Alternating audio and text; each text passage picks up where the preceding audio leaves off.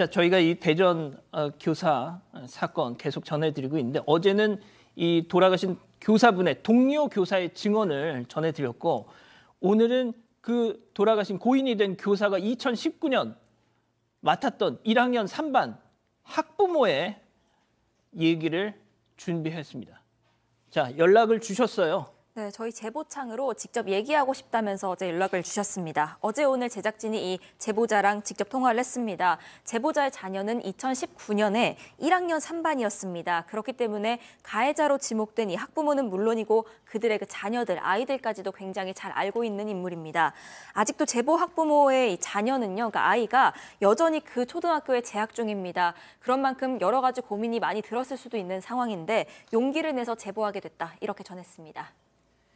자, 먼저 그럼 돌아가신 고인을 힘들게 했던 그 4명의 아이들 1학년 당시 어땠는지부터 들어보시죠. 지나갈 때마다 툭툭 치고 밀고 뭐 때리고 옷 잡아당기고 다리도 걸고 기본적으로 공격적인 행동을 많이 했더라고요.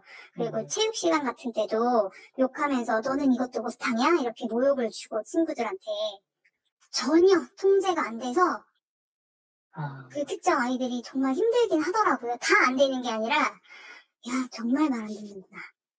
저희는 그때 엄마들이 여러 명 있었음에도 불구하고 그렇게 힘들었는데 선생님은 교실 안에서 지옥이었을 것 같아요. 선생님 입장에서는.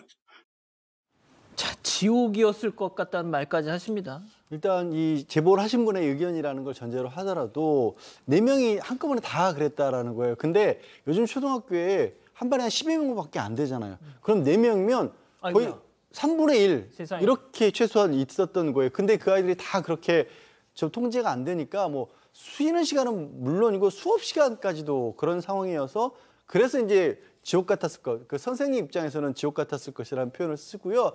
추가적으로 그럼에도 불구하고 이 숨진 선생님이 아이들을 어떻게든지 꼼꼼하게 챙겨보려고 굉장히 애를 많이 쓰는 모습이었다라는 말씀을 덧붙여 주셨습니다. 박 변호사님, 예. 저희가 이제 그 아이들의 어떻게 잘못으로 이걸 막 얘기하는 것 같아서 좀 그렇긴 한데 뭐가 됐든 이 온라인 커뮤니티에도 지금 당시 아이들의 행태가 어땠는지를 지적하는 글들이 많이 나오더라고요. 뭐 커뮤니티에 가해자로 추정되는 그 아이들의 글, 피해자들의 글, 폭로하는 내용들이 좀 있는데요. 조금만 소개를 좀 해드리면 수업 시간에 책상 위에 앉아가지고 병 X, 이게 뭐 병의 신, 이거 요거 아니라고 하면서 같은 반 급우 학생이나 선생님을 불편해하기도 하고요. 또 뭐 손 씻으러 가는 아이들한테 머리를 막 때리기도 했고, 그 중에 이 무리 중에 가장 좀 우두머리로 보이는 주동자로 보이는 학생은 ADHD, 이 주의력 결핍 과잉 행동 장애죠. ADHD라는 걸 다 알고 있었다고 합니다. 그러니까 그런 상황에서 계속적으로 이 선생님한테 괴롭히고 아이들 친구한테 시비도 걸었다라는 폭로의 글들이 지금 올라오고 있습니다. 자, 그래서 이 선생님이 도저히 견디다 못해서 그 반을 떠나니까 그 기간을 채우려고 기간제 교사가, 정말 베테랑 기간제 교사가 왔는데 그 기간제 교사분이 아이고 나 그냥 두 손 두 발 들고 한 달 만에 갔다는 거 아닙니까? 예.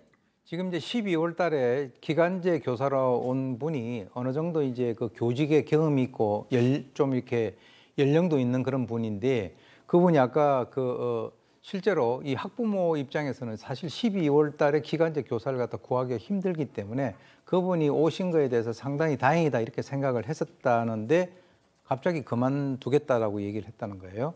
그래서 왜 그러냐면 또 이 교사의 일부이긴 한데 또 어떤 학부모가 또 민원을 넣었대요. 그러니까 이 기간제 교사 내가 진짜 교직 생활 오래 했는데 너희 같은 애들 처음 본다 이런 얘기를 갖다가 하면서 떠났다는데 객관적으로 이 상황이 상당히 좀 심각한 것으로 보입니다. 자, 지금부터가 중요합니다. 집중해 주십시오. 두 번째 사건 체크포인트 짚어보죠. 왜 거짓말을 하는지입니다. 자, 어제 그 고인의 동료 교사 그런 말씀 하셨잖아요. 그 가해 학생 학부모들 우리 별로 친하지 않아요. 잘 몰라요. 차 한 잔 좀 마시는 정도의 사이예요. 그거 거짓말이라고 그 동료 교사분은 증언하셨습니다. 자, 그렇다면 이 학부모들과 같은 반 학부모였던 이 오늘 제보자는 어떻게 얘기를 하는지 들어보시죠.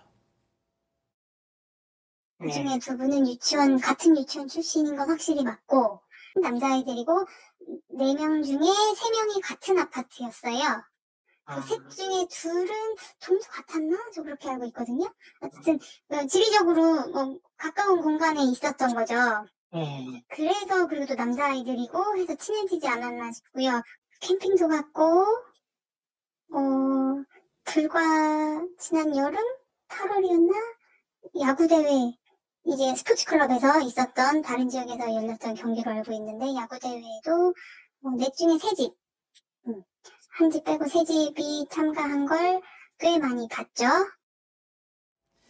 자, 내 집으로 지금 얘기가 많이 나오고 있잖아요. 그전에는 뭐 잘 몰라요. 뭐 차 한 잔 오다 가다 겨우 한 번 마시는 정도.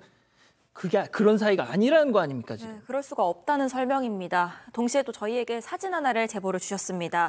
가해자로 지목된 엄마 중에 한 명이 본인의 카카오톡 프로필 배경사진으로 설정해놓은 사진입니다. 이게 뭐죠? 지금 나가고 있는 이 사진이요. 최소한 3명의 아이들이 보입니다. 지금 계속 전해드리고 있는 그 4명 중에 3명입니다. 한 집에 모여서 편하게 입고 최소한 파자마 파티 비슷한 걸 하고 있는 것 같은 모습입니다. 제보자가 이 사진을 공개하는 이유는요.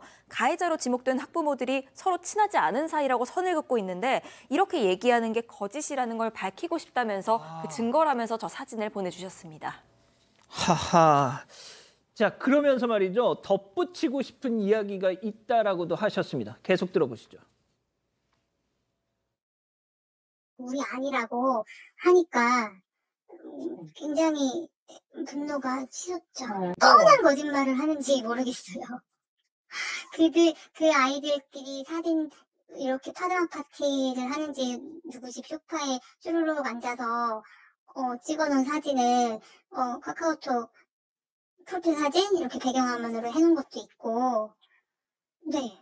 다 들통날 거고, 그런 거짓말을 왜 들통날 거짓말을 해서 본인들의 그 발언의 저 신빙성을 떨어뜨리는 거잖아요. 잘못을 인정하는 순간 더 비난이 오고 뭔가 더 큰 책임을 져야 된다고 생각을 하는 건지 아니면 정말 잘못이라고 생각을 못하는 건지 사실 일반적인 상식으로는 이해가 안 가죠. 제가 교수님께 마지막으로 좀 정리하는 질문을 드릴게요. 자, 그런데 말이죠. 양 변호사님. 이 고인이 돌아가시고 나서 가해 학부모들의 신상이 이렇게 여기저기서 공개가 됐지 않습니까? 자, 그런데 그 당사자들이 학교에 와가지고 항의를 했다고요? 이것도 이제 전에서 말씀하신 거기 때문에 확인된 건 아닙니다. 이렇게 주장을 하신 거예요. 그 누군지는 모르겠지만 4명 중에 한 학부모가 교장실로 찾아가서 왜 우리 사생활을 노출했냐. 그래서 이제 다 공개가 된 거 아니겠습니까? 어떤 일을 하고 있는지 이런 것들까지 그렇게 항의를 했다라는 거고. 하지만 또 이 학부모들 같은 경우에는 본인들의 영업장애 이런 거 찾아온 사람들한테 학교 찾아간 적도 없고 억울하다 이런 얘기를 또 계속해서 하고 있다라는 그런 주장까지 또 하셨어요. 근데 이 제보를 하신 입장에서는 지금 학교에 찾아가서 학부모들이 문제를 일으킨 것 때문에 이런 큰 일이 벌어졌다라고들 얘기가 나오고 있는 상황인데 다시 또 학교를 찾아가서 항의를 했다는 게 본인 입장에서 이거 제보하신 분 입장에서 너무 이해가 안 간다라는 말씀 주신 거죠. 저는 방금 양 변호사님 말씀하신 게 처음에 SNS에서 막 돌아다녔을 때 에이 아무리 그래도 사람이 죽었는데 인두껍을 쓰고 이 와중에 학교 가가지고 교장한테 막 항의하고 그럴 사람이 어디 있어라고 했는데 세상에 맞다는 겁니다 지금. 그렇죠. 자, 근데 지금 넷이잖아요. 학부모가 이제 네 가족인데 세 집은 지금 알려져 있는데 한쪽은 지금 아직 알려지지 않았습니다. 이 와중에 다른 이 갈비집을 하는 대전에서 한 갈비집을 하는 곳이 좀 피해를 좀 입었다고 하는데요. 사실은 그쪽은 아니기 때문에 본인들의 어떤 가족관계 증명서라든지 그것을 공개하면서 그 근처 해당 초등학교 근처에 거주한 적 없다라고 얘기를 하고 있는 상황입니다. 또 그 말고도 무관하다고 얘기를 하는데 그 말고도 지금 학부모가 가해 학부모가 운영하고 있다는 그 미용실하고 같은 상호를 쓰고 있는 다른 미용실도 좀 고통을 좀 호소하고 있다고 해요. 상호가 같다 보니까 근데 이거는 유성구가 아닌 동구에 있기 때문에 주소를 좀 확인해 달라고 얘기를 하고 있습니다. 일단 지금 말한 것처럼 세 가족은 지금 어느 정도 확인이 되고 있는데 한 가족은 지금 확인이 안 되고 있는 그런 상황입니다. 자, 내일 저녁에 대전시 교육청 앞에서 이 돌아가신 교사분의 추모제가 열린다는데요. 오 교수님, 뭐 마지막으로 좀 정리를 해주시죠. 글쎄요, 결과적으로 이 학부모 몇 명 때문에 이 그 학교 또 교육 현장이 그야말로 풍비박산이 나고 있는데요. 제가 보는 견지에서는 이전에는 아이들이 남의 아이들을 갖다 괴롭히면 부모들이 학교를 찾아와서 선생님께 자기 아이 그 가정교육을 잘못 시켰다고 사과를 하고 그랬었어요. 그래서 저는 일부 이 학부모 몇몇 사람들이 자식에 대한 교육 철학이 과연 뭔지 그게 상당히 궁금하고요. 앞으로 이런 그 학부모들의 어떤 그 어처구니 없는 이런 행동들 이 문제 삼아 가지고 앞으로 이 교육 현장에서 저런 일들이 발생되지 않을 수 있는 하나의 어떤 그 모멘텀, 즉 계기가 되기를 갖다가 바라는 그런 마음입니다. 이거 정말 있을 수 없는 일이죠. 알겠습니다. 계속 좀 제보를 해주셨으면 좋겠습니다. 왕의 DNA 사건이 세상에 알려지자 이 사무관은 언론을 통해 사과문을 발표했습니다. 하지만 정작 선생님한텐 따로 사과한 게 없다고 합니다. 선생님은 최근 대전에서 세상을 등진 교사가 겪었던 상황과 자신의 상황이 너무나 닮아 있어 이제는 바뀌어야 한다는 생각에 목소리를 내기로 결심했다고 말했습니다. 계속해서 성화선 기자가 보도합니다. A 교사는 약 1년 동안 아동학대 누명과 홀로 싸워야 했습니다. 이제 끊임없이 그 사건에 대해서 반복적으로 이야기하고 학교나 혹은 교육청에서는 교사를 전혀 보호해주지 않고 혐의를 벗기 위해 각종 증거 자료도 직접 모아야 했습니다. 사비로 이제 변호사를 선임을 해서 반박을 했고 해명하고 반박하고 이 과정을 지금 한 7기관, 8기관 되는 것 같아요. 상황을 끊임없이 되돌리고 하는 것들이 이제 너무 고통스러웠죠. 이틀 만에 이뤄진 직위 해제는 갑작스러웠습니다. 뜬금없이 11월 9일 날 공문이 왔는데 그게 끝이에요. 그냥 아주 손쉽게 금방 해서 일사천리로. 당시 교권보호위원회 개최 요구는 받아들여지지 않았습니다. 교감선생님께서는 이제 제가 아동학대로 신고를 받은 상황이라 권보위원회 이를 여는 게 여의치가 않고 교육청에서도 아마 동의하지 않을 거라는 말. 직위 해제를 취소하는 과정도 쉽지 않았습니다. 경찰로부터 이제 무혐의 통지서를 받았어요. 그 교육청은 경찰이 무혐의 했다는 것을 인지를 한 상태였죠. 교육청이 이제 5가지 어떤 그런 이제 이유를 들어서 제가 아동학대를 했다고 이제. 사건이 알려진 이후 학부모의 사과가 있었는지 물었습니다. 개인적으로 사과를 하지 않았고요. 기자들한테 입장문 배포했잖아요. 그 입장문을 그대로, 입장문 내용 그대로 서면 사과문이라고 해서 우리 학교 교권보호위원회에 제출을 했어요. A 교사는 마지막으로 이렇게 당부했습니다. 선생님 혼자 모든 일을 다 책임져야 되는 이 제도가 좀 바뀌고 우리 교육 공동체로서 그 아이들이 건강하게 자랄 수 있도록. JTBC 성화선입니다.